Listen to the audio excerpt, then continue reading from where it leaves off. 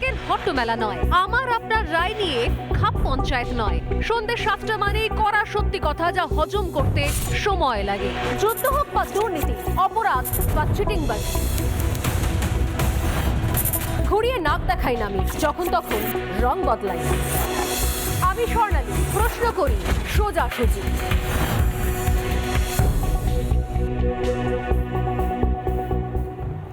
আমরা কথায় বলি, অন্ধকার যত গাঢ় হয় ভোরের আলো ফোটার সময় ততই এগিয়ে আসে। বাংলার রাজনীতিও তেমন একটা সময়ের মধ্যে দাঁড়িয়ে রয়েছে। আমরা প্রত্যেক দিন ভাবি আর কত দুর্নীতি দেখতে হবে, আর কত কালো দিন বাংলায় দাঁড়িয়ে আমাদের দেখতে হবে বাংলার মানুষ হিসেবে। পরিবর্তনের 12টা বছর তো হয়ে গেল। পরিবর্তনের এই 12 বছরে এই বাংলা দেখেছে শুধুমাত্র দুর্নীতির পাহাড়। যদিও শাসকের তরফ থেকে বলা হয়েছে উন্নয়নের নাকি জোয়ার এসেছে, কিন্তু কার্যত যে কোনো মানুষ যারা এ বাংলায় থাকেন, যারা এ বাংলায় বাঁচেন, যারা এই বাংলাকে দুচোখ মেলে দেখেন, তারা প্রত্যেক দিন সকালে উঠে দেখেছেন জোয়ারটা উন্নয়নের নয়, কার্যত দুর্নীতির এসেছে। দুর্নীতির এক একটা ধাপে এক একজন ছোট বড় মাঝারি মাপের শাসক দলের নেতা, মন্ত্রী, বিধায়ক দাঁড়িয়ে। যেরকম একের পর এক নাম, পার্থ চট্টোপাধ্যায় থেকে অনুব্রত মণ্ডল, জ্যোতিপ্রিয় মল্লিক থেকে শেখ শাহজাহান, তৃণমূল কংগ্রেসের ঘোষিত টাইগার। গত 12 বছরে বাংলার রাজনীতিতে দুর্বৃত্তদের বারবারন্ত হয়েছে। দুয়ারে লোকসভা ভোট আর মাত্র কয়েকটা দিন, তারপরেই যে কোনো দিন ভোটের দামামা বেজে যাবে এবং ভোটের নির্ঘণ্ট ঘোষণা করা হবে। এই আবহে আজ বিচারপতির পদ থেকে পদত্যাগ করে রাজনীতির ময়দানে এলেন কে? অভিজিৎ গঙ্গোপাধ্যায়, যার রায়, যার একটা কলমের খোঁচায় শাসকের মুখোশ খুলে বেরিয়ে এসেছে বারবার বারবার। মনে করে দেখুন, মেয়র রোডে গান্ধী মূর্তির পাদদেশে হোক বা মাতঙ্গিনী মূর্তির পাদদেশে হোক, যারা বছরের পর বছর ধরে বসেছিলেন, যাদের কাছে এর আগের লোকসভা ভোটে 19-এর লোকসভা ভোটের আগে মুখ্যমন্ত্রী মমতা বন্দ্যোপাধ্যায়, সেই সময়ের যিনি শিক্ষামন্ত্রী পার্থ চট্টোপাধ্যায়, তাকে নিয়ে বলে এসেছিলেন, প্রতিশ্রুতি দিয়েছিলেন যে লোকসভা ভোটটা হয়ে যাক, তারপর এদের চাকরিটা যেন হয়ে যায়। চাকরিটা কিন্তু তার সেই নির্দেশ মতো হয়নি। হয়েছে কারোর যে চাকরি হয়েছে সেটা যার নির্দেশে হয়েছে, তিনি আজ সদ্য প্রাক্তন বিচারপতি অভিজিৎ গঙ্গোপাধ্যায়। তিনি এবার সরাসরি ময়দানে। কিসের ময়দানে? রাজনীতির ময়দানে। একদিকে চোর জোচ্চোর দুর্নীতিবাজ, অন্যদিকে সৎ এবং যোগ্য মানুষ। এবার সময় এসেছে সেই চোর জোচ্চোরদের রাজনীতি থেকে বিদায় জানানোর। স্বীকার করে নিয়েছিলেন যে এসএসসি কমিশন একটা কুকুর বাসা।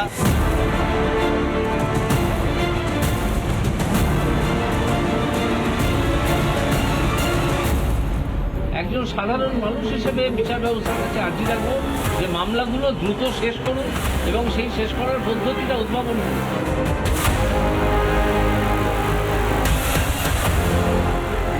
বিচারপতি আমাদের রক্ষা করে না।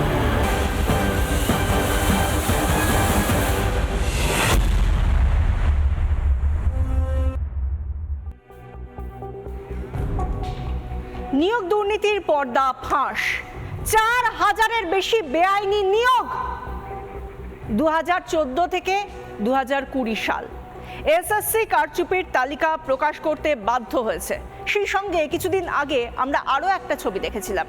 আদালতে হলফনামা দিয়ে এসএসসি বলতে বাধ্য হয়েছিল হ্যাঁ দুর্নীতি হয়েছে, এবং সেটা 100-200 দুর্নীতি নয়, 100-200 বেনিয়ম করে নিয়োগ হয়েছে এমন নয়, 8000-এর বেশি নিয়োগ হয়েছে বেনিয়ম করে, অর্থাৎ দুর্নীতি করে। দীর্ঘ আন্দোলনের পর চাকরি পেয়েছেন কারা? যোগ্য প্রার্থীরা। আজও তারা আন্দোলন অনেকেই চালিয়ে যাচ্ছেন। এখনো পর্যন্ত সেই প্রক্রিয়া, আইনি প্রক্রিয়া, আইনি লড়াই জারি রয়েছে।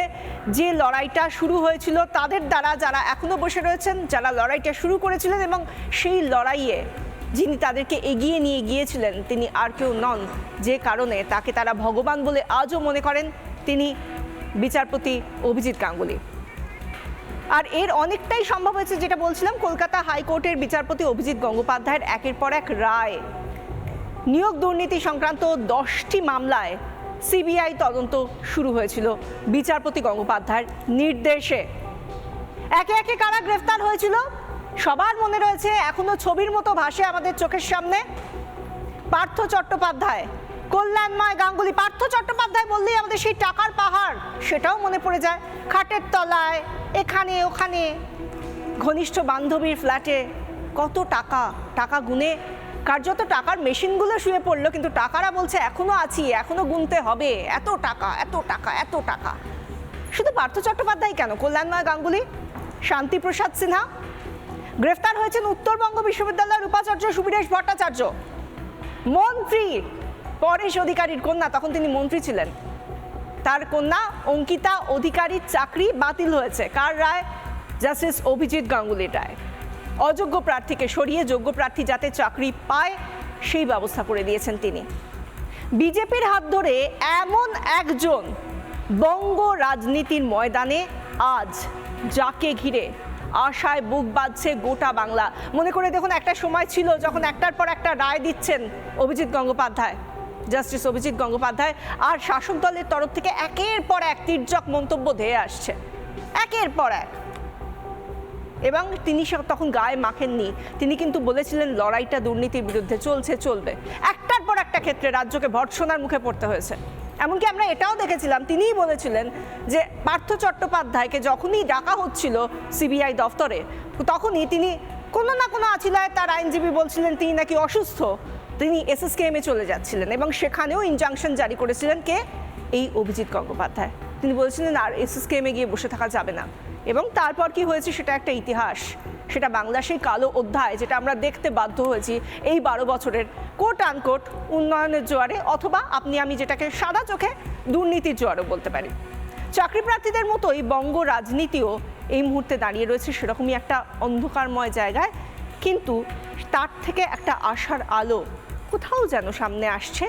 কারণ আজই পদত্যাগ করার পর সদ্য প্রাক্তন জাস্টিস অভিজিৎ গাঙ্গুলি তিনি বলে দিয়েছেন তিনি রাজনীতির আঙিনায় তো আসছেনই, এবং সম্ভবত 7ই মার্চ তিনি যোগদান করবেন বিজেপিতে। তিনি যে বিজেপিতে আসছেন সে কথাও তিনি বলে দিয়েছেন। অর্থাৎ যে মানুষটাকে আমরা জানি তিনি দুর্নীতির সঙ্গে কোনো অবস্থায় আপোষ করেন না, তিনি আগের দিন যখন তিনি বলেছিলেন যে আজকে তিনি তার পদত্যাগপত্র পাঠিয়ে দেবেন প্রধান বিচারপতির কাছে এবং রাষ্ট্রপতির কাছে, সেই দিনই তিনি বলেছিলেন যে তার এখনো পর্যন্ত শিরদাঁড়াটা সোজা রয়েছে, এখনো পর্যন্ত তিনি কখনো মাথাটা নিচু করেননি, কখনো করবেনও না। এহেন একজন মানুষ রাজনীতির ময়দানে, এবার তাকে দেখে আশায় বুক বাঁধছে বাংলার আপামর জনসাধারণ।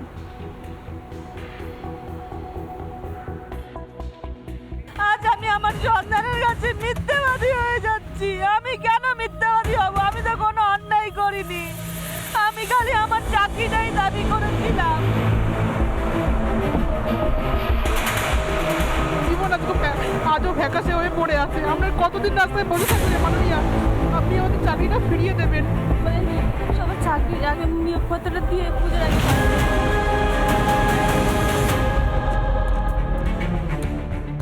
বেকারের হাহাকার, দুর্নীতির বিরুদ্ধে লড়াই, ন্যায় বিচারে ভরসা আদালত। হাইকোর্টে বিচারপতি গাঙ্গুলির একের পর এক রায়, দুর্নীতির বিরুদ্ধে কার্যত যুদ্ধ ঘোষণা। সেই অভিজিৎ গাঙ্গুলি এবার এজলাস ছেড়ে রাজনীতির ময়দানে। আমি ভারতীয় জনতা পার্টিতে যোগ দিচ্ছি এবং এই যোগদানটা আমি শীঘ্রই করব, সম্ভবত 7 তারিখ। কোন সিট থেকে আমি লড়াই করব সে সম্বন্ধে সিদ্ধান্ত নেবেন বিজেপির ওপর মহলে যে ইলেকশন কমিটি আছেন তারা। হাইকোর্টে যতবার দুর্নীতির পর্দা ফাঁস হয়েছে ততবার বিচার ব্যবস্থাকে আক্রমণ করেছে তৃণমূল। অভিজিৎ গঙ্গোপাধ্যায় বিগত কয়েক বছর ধরেই তার নিজের কাজের মধ্যে দিয়ে প্রমাণ করছিলেন যে তিনি বিচারপতি কম রাজনৈতিক ব্যক্তি।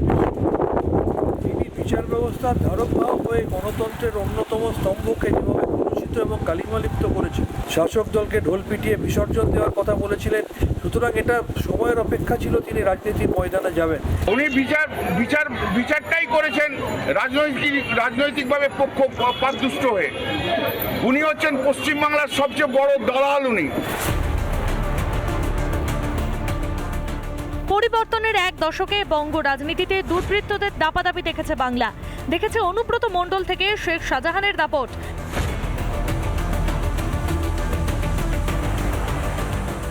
বিজেপির হাত ধরে বঙ্গ রাজনীতির কলুষিত অধ্যায় কি তবে শেষের পথে? বিজেপির হাত ধরে বঙ্গ রাজনীতিও এবার সঠিক বিচার পাবে? দুর্নীতিবাজদের দিন এবার কি শেষ? রিপাবলিক বাংলা।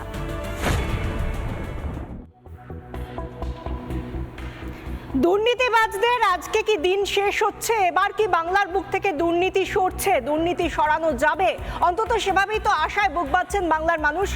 কারণ যে মানুষটা দুর্নীতির সঙ্গে কখনো আপোষ করেন না, যিনি কালো কোটটা গায়ে চাপিয়ে যখন বিচারকের আসনে বসেছেন, বিচারপতির আসনে বসেছেন, তখনই তার কলমের খোঁচায় একের পর এক দুর্নীতির মুখোশ টেনে ছিঁড়ে ফেলে দিয়েছেন এবং প্রতিশ্রুতিও রেখেছেন আগামী দিনে যারা কোনো রকম কারচুপি করতে আসবেন, কারণ তিনি এখন জনতার সামনে রাজনীতির ময়দানে, তিনি বলেছেন যে তারা যেন খুব সাবধানে থাকেন। তিনি আর কেউ নন, তিনি সদ্য প্রাক্তন, যিনি আজই পদত্যাগ করেছেন, শ্রী অভিজিৎ গঙ্গোপাধ্যায়, জাস্টিস অভিজিৎ গঙ্গোপাধ্যায়।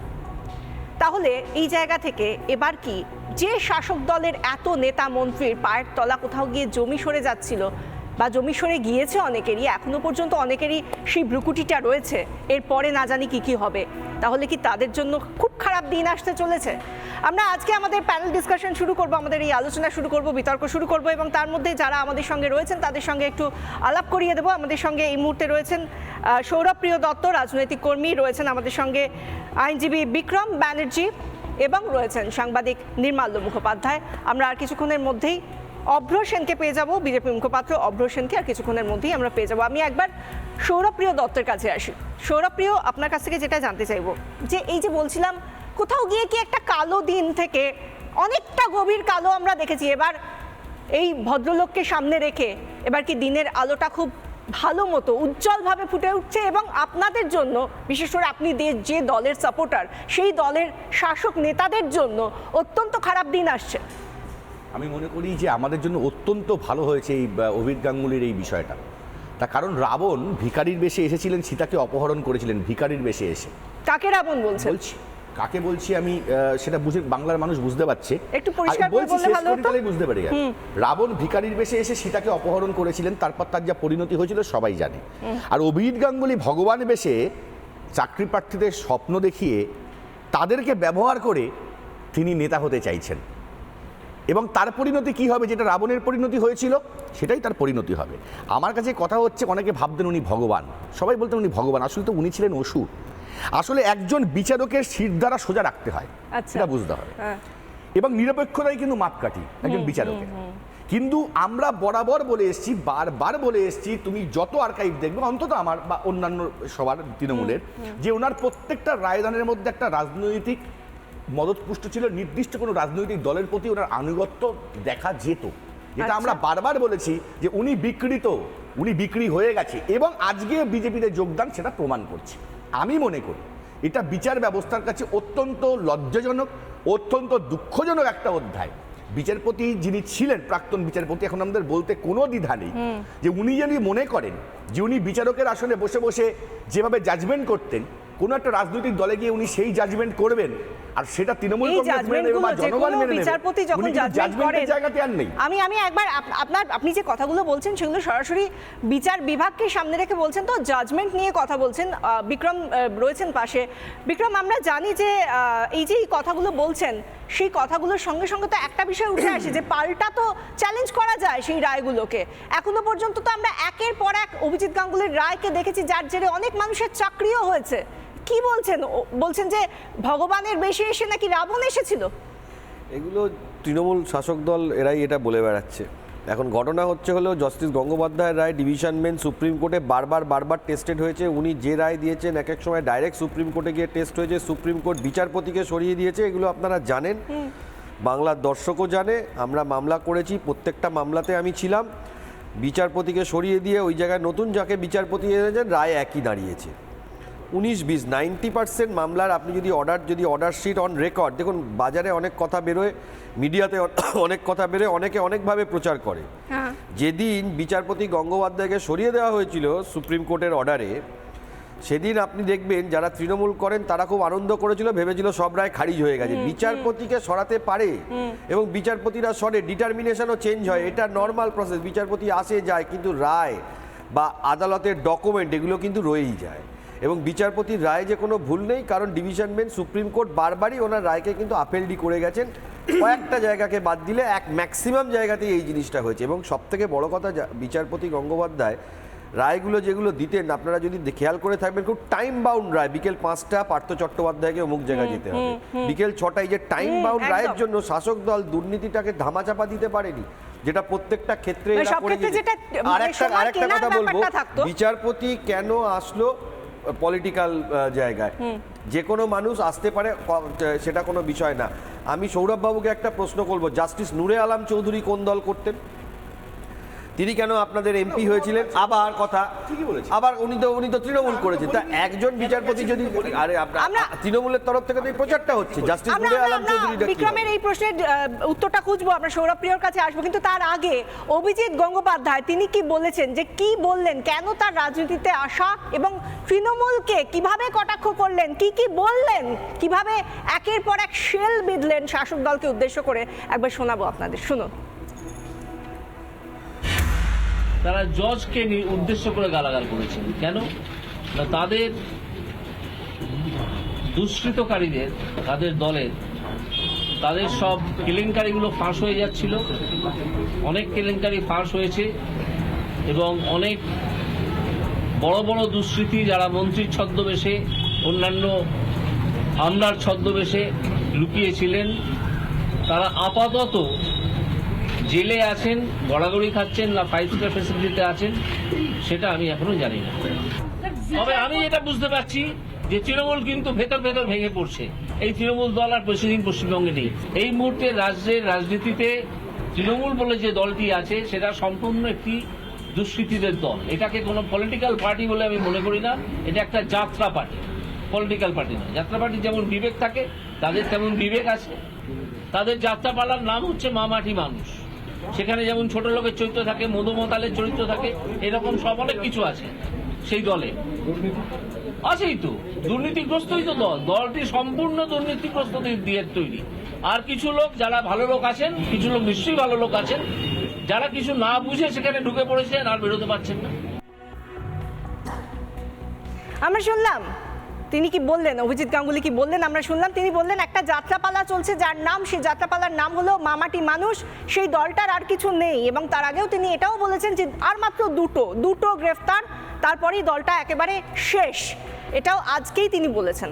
আমাদের সঙ্গে এই মুহূর্তে যোগ দিয়েছেন এই ডিসকাশনে, এই ডিবেটে অভ্র সেন, বিজেপি মুখপাত্র। অভ্রর কাছেই আসবো। অভ্র, একটু আগে ভগবানের বেশে অভিজিৎ গাঙ্গুলি নাকি রাবণ, আসলে অসুর, তাকে এবার মানুষ দেখতে পাবে, সামনে যে কাকে তারা ভগবান ভেবেছিল এর কথা বলছিলেন সৌরভ প্রিয়। কিন্তু আজকের দিনে দাঁড়িয়েও যে মানুষের উদ্দেশ্যে তারা বলতে চাইছেন, তারাই তো পাল্টা বলছে তৃণমূল উন্নয়ন নাকি দুর্বৃত্তায়ন।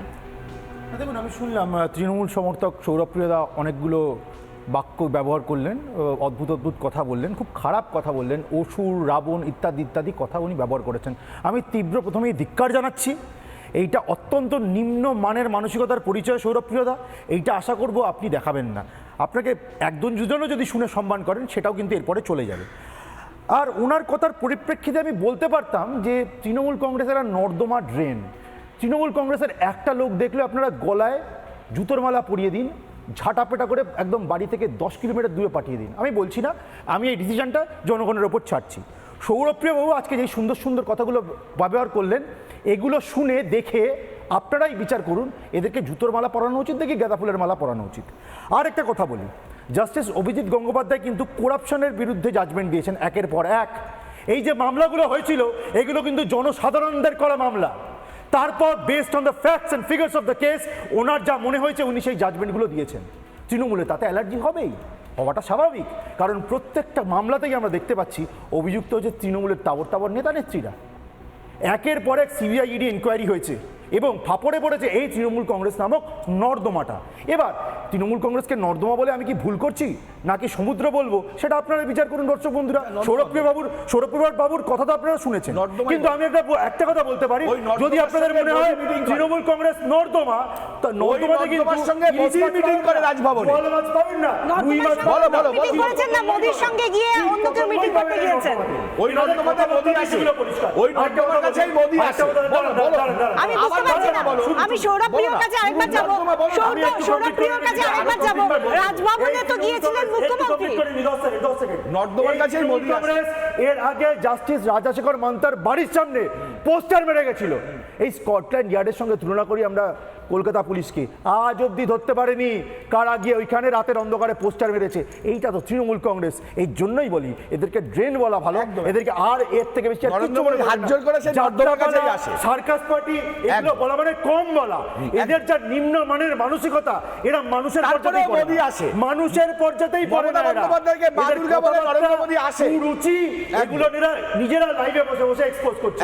আপনারা ভাবুন দর্শক বন্ধুরা, যেই মানুষটি অন্যায়ের বিরুদ্ধে লড়াই করলো, যেই মানুষটি আজকে আশা ভরসার একটা প্রতীক হয়ে উঠেছিল সারা রাজ্যের, তাকে এরকমভাবে ব্যক্তিগত কুরুচিকর আক্রমণ করছে তৃণমূলের একজন সমর্থক। এটাই হচ্ছে তৃণমূল, এর বাইরে আর কিচ্ছু বলার নেই। এটাই তৃণমূলের নোংরা কালচার। সৌরভপ্রিয় মাথা নেড়ে সমর্থন জানাচ্ছেন, আমি জানি না এর ভেতরে কি কোন বিষয় আছে, আমি জানি না, জানার চেষ্টা করব।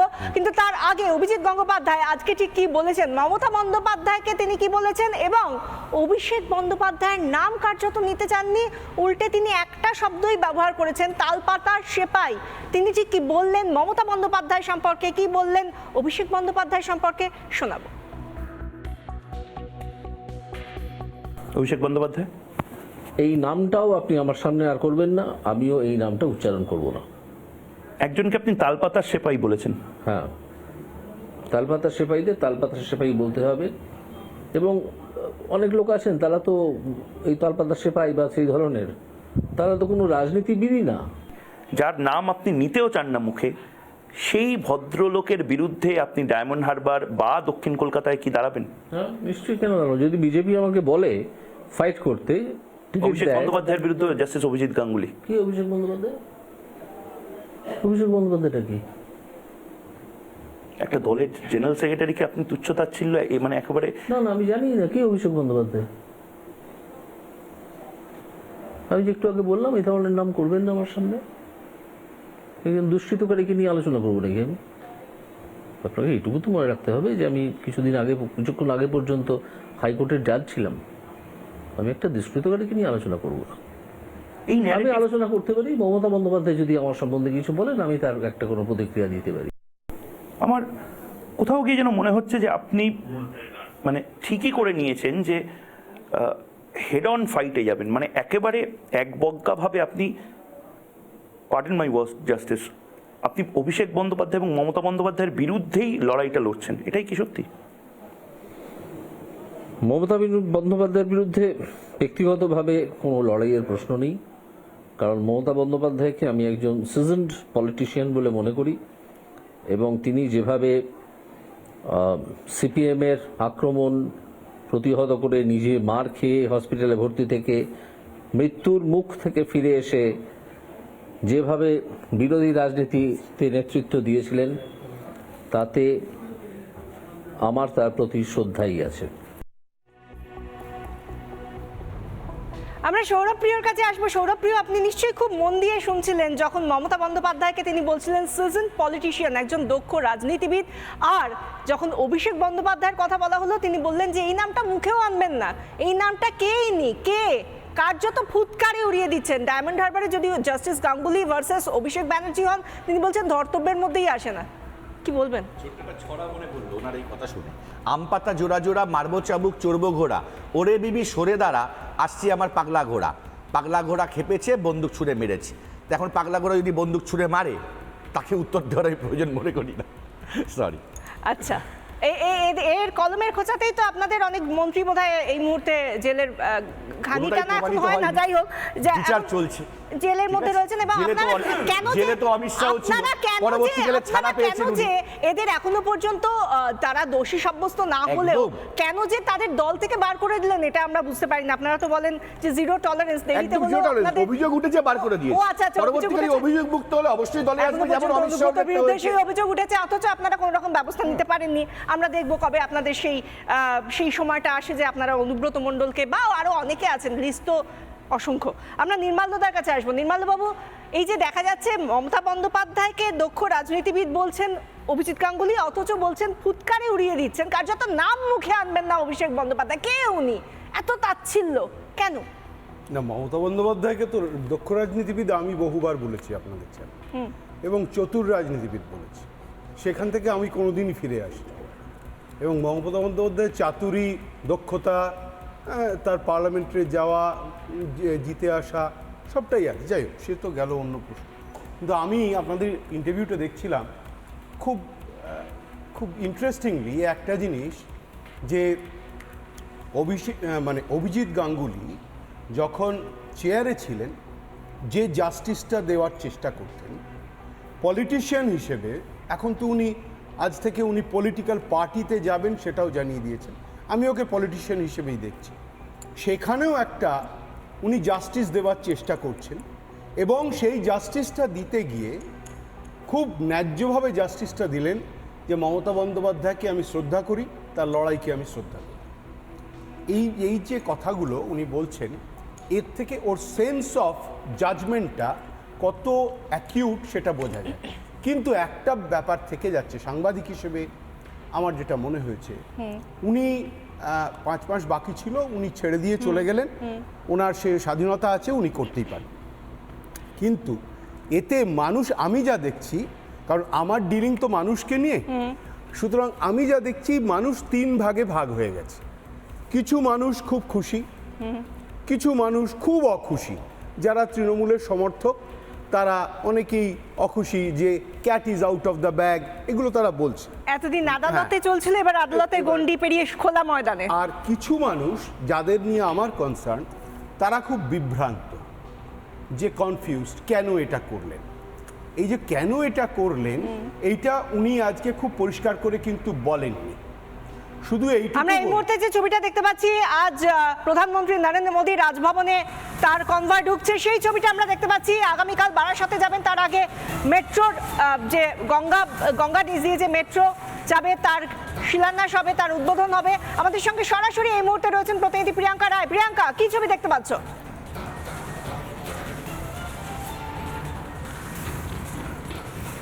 একেবারেই দেখো অভিষেকা, ইতিমধ্যেই যে ছবি আমাদের ক্যামেরায় আমার চিত্র সাংবাদিক রজনীকান্ত বেরা তুলে ধরলো, নরেন্দ্র মোদী, প্রধানমন্ত্রী নরেন্দ্র মোদীর কনভয় ইতিমধ্যেই রাজভবনে এসে ঢুকেছে, এবং নরেন্দ্র মোদী কনভয় নিয়ে যখন ঢুকছে রাজভবনে, সেই সময় তিনি হাত নাড়েন এবং সংবাদ মাধ্যমের উদ্দেশ্যে তিনি হাত নেড়েছিলেন। কালো গাড়িতে বসেছিলেন তিনি, এবং সেই ক্ষেত্রে পাশাপাশি অত্যন্ত গুরুত্বপূর্ণ বিষয়, আগামীকাল তার বেশ কিছু প্রোগ্রাম রয়েছে। এক মেট্রোর উদ্বোধন যেরকম রয়েছে, তার সাথে বারাসাতে একটি সভাও রয়েছে, এবং ইতিমধ্যেই যে সূত্র মারফত খবর পাওয়া যাচ্ছে, তিনি প্রথমে মেট্রো উদ্বোধন করবেন, এবং তার পরবর্তীকালে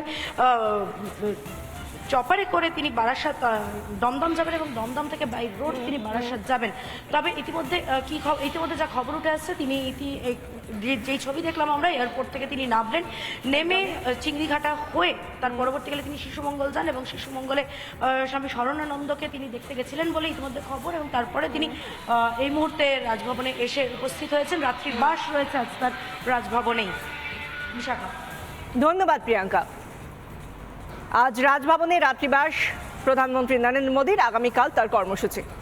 আমরা আবার ফিরবো আমাদের এই আলোচনায়, যেখানে আমরা নির্মাল্যবাবু, আপনি যেটা বলছিলেন। হ্যাঁ, আমি যেটা বলছিলাম সেটা হচ্ছে, দেখুন, আমি যখনই বলতে উঠি না, তখন আমার কপাল খুব ভালো, হয় শুভেন্দু অধিকারী, নয় প্রধানমন্ত্রী নরেন্দ্র মোদী, আর না হলে মমতা বন্দ্যোপাধ্যায়। এই 3 জনে আমার একেবারে কি বলবো, কিছু বলার নেই, মাঝখানে এসে পড়ে। যাই হোক, এখন প্রশ্নটা দাঁড়াচ্ছে যে এই যে উনি যে জাস্টিস, সেন্স অফ জাস্টিস যেটা আমি বলছি, আজকে তো উনি জাজের সিটেরই পলিটিশিয়ান হয়ে গেছে একদম। সুতরাং পলিটিশিয়ান হিসেবে যে কথাগুলো বলার, সেই কথাগুলো উনি বলছেন। কাউকে তালপাতার সেপাই বললেন, যাত্রা পার্টি বললেন, এগুলো কিন্তু সিটে বসে কোনোদিন বলেননি। কিন্তু আর একটা কথাও নির্মলবাবু একটু মনে করাই, ভদ্র লোকেরা তারা রাজনীতিতে আসুন এ কথাও আজকে বলেছেন, যেটা আমরা সবসময় একটা জিনিস বলি, আমরা যারা সাধারণ ভোটার তারা কোথাও গিয়ে ভাবি বাকিরা সবাই কাজ করুন, এগিয়ে আসুন, পলিটিক্সে আসুন, আর যখন আমাদের ঘরের ছেলেপিলেকে বলা হয় যে পলিটিক্সে এলে কি হবে, তখন আমরা বলি না না পলিটিক্স বড় খারাপ জায়গা।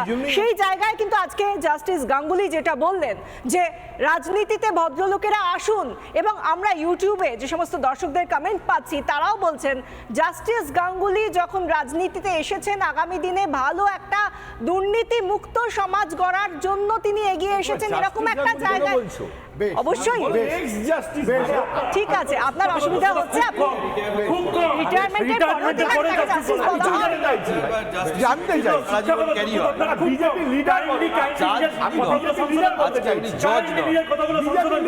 যেটা জানেন না সেটা নিয়ে মুখ খুলবেন না।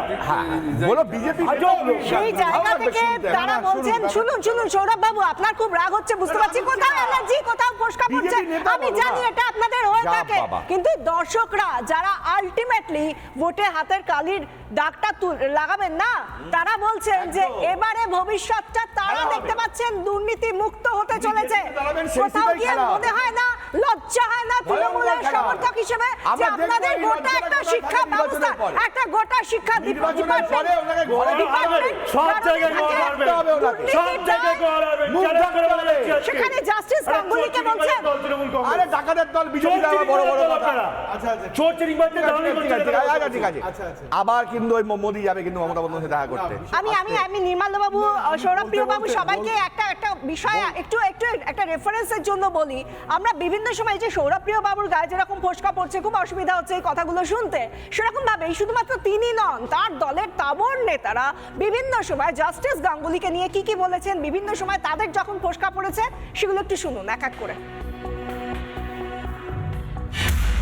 আপনি দেখুন, আমরা সভা করতে গেলে সবসময় আইনি জটিলতা, আমরা সংবাদ মাধ্যম হোক বা বিচার ব্যবস্থা হোক চাই গণতান্ত্রিক কাঠামোকে সম্মান দিয়ে সবাই যাতে স্বাধীনভাবে কাজ করে। কিন্তু আমি কোনো জাজমেন্ট যদি ক্রিটিসাইজ করি, বিচার ব্যবস্থার একজন বিচারপতি সংবাদ মাধ্যমে সাক্ষাৎকার দিয়ে বলছেন আমি রুল জারি করে অভিষেক ব্যানার্জিকে ডেকে পাঠাতাম, আর সেই বিচার ব্যবস্থার সুপ্রিম কোর্টের প্রাক্তন বিচারপতিদের বিরুদ্ধে কেন্দ্রের আইনমন্ত্রী কিরণ রিজিজু বলছে তারা অ্যান্টি ইন্ডিয়া গ্যাংয়ের সদস্য। তাই না 2024-এ তাকে লোকসভার কোনো প্রতিশ্রুতি দেওয়া হয়েছে কিনা, তা না হলে ভারতবর্ষের গণতন্ত্রের অন্যতম স্তম্ভ বিচার ব্যবস্থা, তার ধারক বাহক হওয়া সত্ত্বেও তিনি যেভাবে রাজনৈতিক নেতার মতো ধারাবাহিকভাবে বক্তব্য রেখে যাচ্ছেন এবং পরিকল্পিতভাবে তিনি যে কেস নিয়ে তদন্ত করছেন সেই কেস নিয়ে তিনি সাংবাদিক সম্মেলন করছেন, টিভি মিডিয়ায় বাইরে দিচ্ছেন, তিনি রাজ্যের শাসক দলকে ঢাক পিটিয়ে বিসর্জনের কথা বলছেন, মহামহিম রাজ্যপালের কি করা উচিত তিনি সেটা নিয়েও ডিকটেশন দিচ্ছেন। আমি তাকে বলবো যে জানুয়ারি মাসের 6 তারিখ হয়ে গেল, আর দেরি করবেন না, আপনার গায়ে গণতন্ত্রের স্তম্ভকে রক্ষা করার যে পোশাকটা রয়েছে সেই পোশাকটা খুলে ফেলে সরাসরি লাল ঝান্ডাটা হাতে নিয়ে পথে নেমে পড়ুন, বা যদি বিজেপিতে যেতে চান বিজেপির ঝান্ডাটা নিয়ে পথে নেমে পড়ুন। একের পর এক তৃণমূল নেতৃত্ব তারা কিভাবে বিচারপতিকে কাঠগড়ায় পর্যন্ত তুলেছেন সেটা আমরা দেখলাম, শোনালাম। আর এবার এই মুহূর্তে একটা ব্রেকিং নিউজ, যেখানেও এভাবে কলকাতা হাইকোর্টের নির্দেশকে কিভাবে বুড়ো আঙুল দেখানো হচ্ছে সেটাও দেখাবো। শেখ শাহজাহান এখনো পর্যন্ত তার হস্তান্তর হলো না। শেখ শাহজাহানের হস্তান্তর হওয়ার কথা ছিল, সিআইডির কাছ থেকে সিবিআই এর হাতে যাওয়ার কথা ছিল, হাতে তুলে দেওয়ার কথা ছিল আজ বিকেল 4:30-র মধ্যে। 2 ঘন্টা সিবিআই তারা বসে থাকলেন সিবিআই আধিকারিকরা, কিন্তু এখনো পর্যন্ত শেখ শাহজাহানকে সিআইডি দিল না সিবিআই এর হাতে। শেষ পর্যন্ত সিবিআই আধিকারিকরা তারা বেরিয়ে গেলেন, বাধ্য হয়ে ভবানী ভবন থেকে তারা বেরিয়ে গেলেন। এটা হচ্ছে বৃদ্ধাঙ্গুষ্ঠ দেখানো, বা চলতি ভাষায় যেভাবে বুড়ো আঙুল দেখানো হয়। কলকাতা হাইকোর্টের নির্দেশ ছিল, সেই নির্দেশকেও বুড়ো আঙুল। ভবানী ভবনে 2 ঘন্টা অপেক্ষা করলেন সিবিআই আধিকারিকরা। এই কথা থেকেই এই যে আমরা দেখতে পাচ্ছি, আমি বিক্রমের কাছে আসবো। বিক্রম, আপনি একজন আইনজীবী, সোজাসুজি আমরা কিছুক্ষণ আগে যেটা দেখাচ্ছিলাম যে বিচারপতিকে কিভাবে কাঠগড়ায় তুলতে হয়, ছোট বড় মেজর সেজো তৃণমূল নেতারা তারা দেখিয়ে দিয়েছেন জনসভা থেকে, সাধারণ মানুষের সামনে থেকে বিচারপতিকে একের পর এক তির্যক মন্তব্য করতে তারা ছাড়েননি। আর এই শেখ শাহজাহানরা যারা তাদের গয়না, দলের অলংকার, তাদের অহংকার, তাদেরকেও যখন নির্দেশ দেওয়া হচ্ছে আদালতের তরফ থেকে সিবিআই এর হাতে তুলে দেওয়ার জন্য, তখনও সিবিআইকে ফিরে যেতে হচ্ছে খালি হাতে। এরাই হচ্ছে তাহলে এই শাসক দলের গয়না, অলংকার। দেখুন, এই তৃণমূল কংগ্রেস দলটা বা পশ্চিমবঙ্গ সরকারের পুলিশ, এরা এটা কালচারে বানিয়ে ফেলেছে যে কোর্ট অর্ডার দিলে মানবো না, গায়ের জোর দেখাবো। 4টে 4:30-র মধ্যে যখন শাহজাহান শেখকে হস্তান্তর করার কথা হাইকোর্ট বলে দিয়েছে, ইমিডিয়েট কমপ্লায়েন্স করা উচিত ছিল। এটা একটা নেচারে পরিণত হয়ে গেছে। আপনি যদি দেখে থাকেন ধারাবাহিকভাবে, জবে থেকে ধরুন এই চাকরি প্রার্থীদের চাকরি দেওয়ার ডাইরেকশন দিয়েছে কোর্ট, ঠিক আছে, অর্ডার অ্যাপিল করার রাইট আছে, অ্যাপিল করেছেন ডিভিশন বেঞ্চে, চাকরি দেবো না, সুপ্রিম কোর্টে গেছেন, হেরে গেছেন, চাকরি দেবো না, ফেলে রাখবো, তারপরে আমরা করব কন্টেম্পটে দিনের পর দিন কীভাবে কায়দা কানুন করে, মানে বেসিক ইন্টেনশনটাই হলো জুডিশিয়ারি যদি অর্ডার দেয় সেটাকে কিভাবে আমি করব না। এটা একটা নেচার এবং কালচারে পরিণত করে ফেলেছে রাজ্যের শাসক দল। আপনারা যদি আরও দেখেন, বিচারপতিকে ব্যক্তিগত, আপনার তো জাজমেন্ট নিয়ে ক্রিটিসিজম থাকতেই পারে, জাজমেন্ট নিয়ে ক্রিটিসিজম হয় বলেই ডিভিশন বেঞ্চ, সুপ্রিম কোর্টে লোকে যায়, এটাই সিস্টেম ভারতবর্ষের যে বিচার ব্যবস্থায়। সেখানে জজ সাহেবদের ব্যক্তিগত আক্রমণ করা তো উচিত না। পুলিশ দিয়ে হ্যাকেল করাচ্ছেন একজন বিচারপতির হাজব্যান্ডকে, এই ঘটনা পশ্চিমবাংলায় ঘটেছে। বিচারপতির বাড়িতে পোস্টারিং করে দিচ্ছে। ছেড়ে দিন এদের কথা, জাস্টিস গঙ্গোপাধ্যায় অনেক ভালো ভালো কথা বললেন মমতা ব্যানার্জি সম্বন্ধে। আমার একটা বিষয় বলার আছে মমতা ব্যানার্জি সম্বন্ধে। 2021 সালে পোস্ট পোল ভায়োলেন্সের পর খোদ মমতা ব্যানার্জি যখন মন্ত্রীদেরকে অ্যারেস্ট করেছিল, নিজে মারপিট করতে গিয়েছিল এই সিবিআই দপ্তরে। It's a matter on record. Justice Gangopadhyay বলেছেন, অনেক কিছু বলেছেন, আমি সেটা নিয়ে কোনো বিতর্কে যাচ্ছি না, কিন্তু এই ঘটনাটা কিন্তু পশ্চিমবাংলায় ঘটেছে। মমতা ব্যানার্জি নিজে গেছেন দলবল নিয়ে সিবিআই দপ্তর থেকে, আমি গায়ের জোরে এবং জাস্টিস বিন্দাল সাহেব ছিলেন তখন কলকাতা হাইকোর্টের অ্যাক্টিং চিফ জাস্টিস। ওনার ঘর তার পরবর্তীকালে বয়কট হয় যখন তিনি ব্যাংশাল কোর্টের বেল অর্ডারটাকে হাইকোর্ট স্টে করে দেয়। এইটা হচ্ছিল তৃণমূল কংগ্রেস একটা কালচারে পরিণত করে ফেলেছে। প্রতিটা এই কালচারটা কেন সৌরভপ্রিয়, এই কালচারটা কেন, এই কালচারটা দিয়ে আগামী দিনে কি বোঝাতে চাইছেন? আজকে যেটা হাতে গরম ব্রেকিং নিউজ আমরা সামনে আনলাম, কোর্টের অর্ডারকে কোনো রকম ভাবে সেটা যাতে না করা যায়, কার্যকরী না করা যায়, এই প্রবণতা কেন, কিসের জন্য? শেখ শাহজাহান আমার দলের কোনো সম্পদ নয়, তাই জন্য শেখ শাহজাহানকে আমরা দল থেকে বার করে দিয়েছি। এরপর বিচার ব্যবস্থার উপর বা আইনের যে কি কি বিষয় আছে না আছে, এটা বিক্রমদা ভালো বলতে পারবে বা অভ্র ভালো বলতে পারবে, আমি বলতে পারবো না কেন কি বৃত্তান্ত। তবে এইটুকুনি বারবার বলছি, শেখ শাহজাহান আমার দলের সম্পদ না, তাকে আমরা ঘাট ধরে দল থেকে বার করে 55 দিন ধরে ছিল, তারপরে হঠাৎ 56 দিনের মাথায় মনে হয়েছে আমার দলের সম্পদ তাই জন্য হয়নি, স্টে উঠে গেছে, কলকাতা পুলিশ কাজ করে দেখিয়ে দিয়েছে। এই কথাগুলো স্টে দেয়, আরেকটা এফআইআর করে আপনারা অ্যারেস্ট করেন। তো বললাম যে তোমরা বলবে, হাইকোর্ট যখন একটা মামলায় আরেকটা এফআইআর অ্যারেস্ট করেন। না একটু আমি কিছু আমপাতা জোড়া এইসব কিছু বলছি, দৃঢ় বিশ্বাস আজকে মন থেকে সৌরভপ্রিয়দা অত্যন্ত আনন্দ পেয়েছেন। এই স্টুডিওতে এই ডিবেট শেষ করে উনি সোজা ছুটবেন ভবনে। এই শেখ শাহজাহান ওনার দলের অ্যাসেট, যাকে নিয়ে 55-56 দিন ধরে মাথায় তুলে নিতেছিলেন, তার সঙ্গে আমপাতা জোড়া খেয়ে, এবং তারপর রাত্রেবেলা গিয়ে ঘুমোবেন। এই অভিযুক্তদের নিয়ে, অভিযুক্তদের পাশে দাঁড়িয়ে বিভিন্ন সময় রাজ্যের মুখ্যমন্ত্রী তৃণমূল কংগ্রেসের সুপ্রিমো, তিনি বিভিন্ন সময় অভিযুক্তদের পাশে দাঁড়িয়ে কিভাবে তাদেরকে সাপোর্ট করেছেন, শুনুন একবার।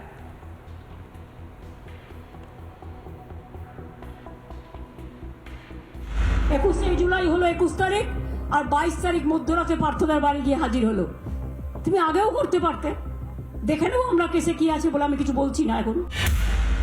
সত্যি একটা দুটো কেস নিয়ে আপনারা এজেন্সি করুক, আমার কোনো আপত্তি নেই, যদি সত্যি কেউ অন্যায় করে। আইন আছে, আইনের পথে চলবে। পরশুদিন কেষ্টকে গ্রেফতার করলেন কেন? কি করেছিল কেষ্ট? আজ ভোরবেলা থেকে লোকে বিজয়া দশমী করতে গেছে, গিয়ে দেখে বালুর ঘরে ইডি গিয়ে রেড করছে। তা সব মিনিস্টারদের বাড়ি গিয়ে যদি রেড করে, তোর গভর্নমেন্টটা বাকি থাকলো কি? আগে টার্গেট শেখ শাহজাহান, ওকে টার্গেট করে ইডি ঢুকলো, তারপরে সবাইকে বার করে দিয়ে তারপরে ওখানে আদিবাসী মাইনরিটিদের মধ্যে ঝগড়া লাগিয়ে দিল।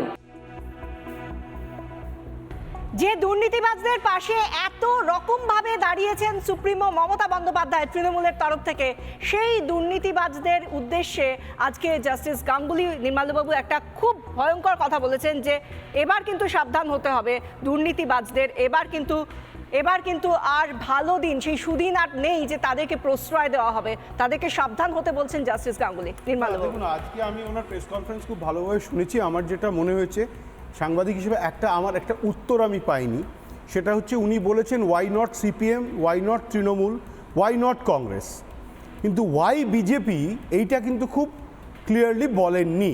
এটা আমার কাছে ধোঁয়াশা থেকে গেছে, হয়তো সেটা 7 তারিখ বলবে, হয়তো বলবে। যাই হোক, সেটা বলেননি এবং এইখানে আমার মনে হয়েছে কোথাও একটা বিভ্রান্তি তৈরি হচ্ছে মানুষের মধ্যে যে ওয়াই বিজেপি। সেটা উনি সেদিন যখন আসবেন তখন উত্তরটা দেবেন। এটা ঘটনা যে উনি ওনার চেয়ারের প্রতি জাস্টিস করেছেন, সব কিছু করেছেন, কিন্তু একটা জিনিস, আজকে পলিটিক্সে এসে উনি নিশ্চয়ই পলিটিক্যালিও জাস্টিস করার চেষ্টা করবেন, কিন্তু আমি একটা জিনিস বুঝি না, সেটা হচ্ছে যে ধরুন আমার মনে হয়েছে আজকে মমতা বন্দ্যোপাধ্যায় 42 থেকে 44% ভোট পান। আমি এটা সাংবাদিক হিসেবে এক্ষুনি বিশ্বাস করতে রাজি নয় যে অভিজিৎ গঙ্গোপাধ্যায় বিজেপিতে জয়েন করলেই বিজেপির যে 40-42% ভোট আছে, যেটা মমতা বন্দ্যোপাধ্যায়ের থেকে 1% কি 1.5% কম লোকসভার নিরিখে, সেইটা লাফিয়ে 50% হয়ে যাবে। সেটা একেবারেই, এটা যদি কেউ ভেবে থাকে এটা সে ভুল করছে। অভিজিৎ গঙ্গোপাধ্যায় এখানে এসেছেন, তার পলিটিক্যাল অ্যাম্বিশন থাকতে পারে। একটা জিনিস তৃণমূল ভুল করছে, সবাই ভুল করছে, যে কেউ যদি জাস্টিসের চেয়ারে বসে সে তার জীবনের সব কিছু ছেড়ে দিতে হবে তাকে। সে কবিতা ভালোবাসতে পারবে না, সে বামপন্থী চিন্তা রাখতে পারবে না, পদত্যাগ করে তারপরে আসছেন, তাতে তো কোনো অসুবিধা নেই। অব্র একদম শেষ হয়ে যাচ্ছে, প্রত্যেকটা মানুষ একজন ইন্ডিভিজুয়াল, তাকে তার স্বাধীনতাটা দিতেই হবে। এরপরে কি তাহলে দুর্নীতিবাজদের সত্যি খুব দুর্দিন আসছে?